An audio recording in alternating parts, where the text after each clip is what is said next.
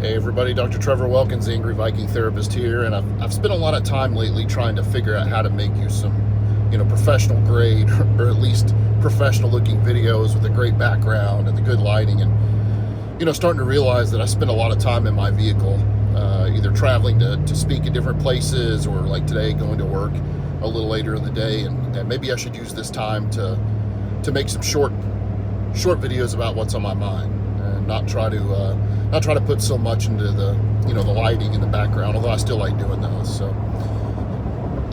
I want to do a short series about a therapy theory that I use called Rational Emotive Behavior Therapy. And why I think it's important to give out this information is that thinking rationally, there should be no secret to it. It's better for us to think rationally and rationally as in an evidence-based manner as opposed to emotionally and just flying off the handle. How many times has it really hurt us when we just follow emotion and send back that over argued reply that maybe we read later that we had too much emotion and we feel like we need to apologize for. So there's 4 irrational beliefs that'll get us in trouble. And so we'll do the first one today. The first irrational belief is turning a wish into a demand. Let me explain this.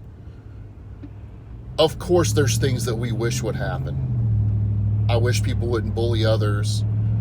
I wish I could make more money sometimes. I wish that things would go smoother in life. I wish we didn't all argue. I wish people didn't say rude things. I wish people wouldn't cut me off in traffic. And those are perfectly valid things. Of course we wish those things. And the thing about the wish is if the wish is not met, then we're disappointed, frustrated, and annoyed. But the problem is we turn that wish into a demand. We turn it into a should, a shall, a must, a have to. And the problem with that is how much stuff can we actually control as shoulds or shalls or have to? One of the great things about being able to talk to law enforcement officers about this idea is that shall means something when it comes to law. Shall means have to. You shall arrest a DUI. You shall arrest the suspect of a domestic violence. You shall serve a warrant.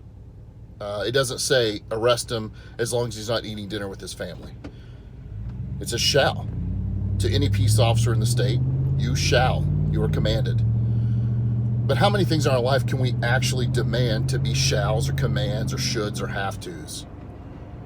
Very little, if you think about it. And the danger in that is if you start demanding and start making shalls and shoulds and have to, you're probably going to be sorely disappointed. That doesn't mean there aren't things that we really want to happen. But if you start making shalls and the shall is not met, we're no longer disappointed and frustrated and annoyed.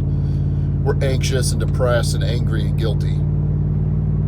And the reality of it all is how much can you actually demand? Can you actually demand that people not cut you off? Well, no. Now, I'm not saying that I'd be okay with somebody cutting me off in traffic now. I'd be pretty dang frustrated. There's a big difference between frustrated and angry. There's a big difference between wish and shall. And again, that doesn't mean I want my clients to get stepped on or pushed around or run over. If somebody does something that's not right, we should probably do something about that. But we have to do it from the wish side, not the demand side. The demand side always gets us in trouble. I demand that this not happen. I demand you not pull out in front of me. Well, you'll be sorely disappointed because guess what? Somebody's probably going to pull out in front of you. And it's not that that's okay. The problem is you demanded it not happen. You demanded something that you can't demand. So now I'm angry or anxious or guilty or depressed. I'm no longer frustrated. Frustrated isn't good, but frustrated is healthy. I'll do some more of these videos where we explain 3 of the other irrational beliefs, and what you'll start to see is the thoughts that get us in trouble usually fall into one of these 4 categories. As a matter of fact, like Dr. Albert Ellis says that invented rational therapy, they all fall in these categories. He knows. He invented rational therapy, and he hasn't found any other categories that would work. So stay tuned. We'll do some more. Let me know how you like these truck videos.